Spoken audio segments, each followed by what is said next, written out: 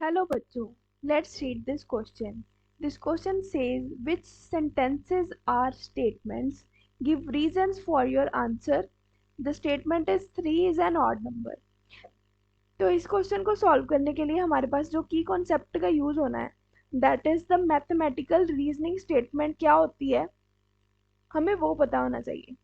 Mathematical mathematical reasoning statement.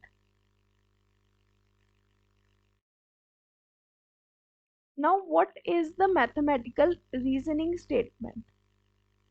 तो mathematical reasoning में हम स्टेटमेंट उस सेंटेंस को स्टेटमेंट बोलेंगे अगर या तो फिर वो सेंटेंस ट्रू हो या फिर वो सेंटेंस फॉल्स हो.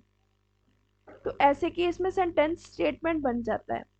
तो अगर इससे ऑपोजिट ये होगा कि जो सेंटेंस है वो बोथ ट्रू है या फिर वो बोथ फॉल्स है साइमल्टेनियसली, तो इस केस में जो सेंटेंस है वो स्टेटमेंट नहीं होता.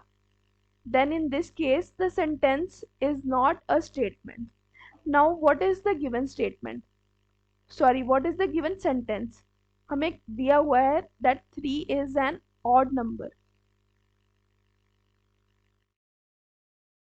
which is true. Which is true because हमें पता है कि 3 जो है वो ऑड नंबर होता है.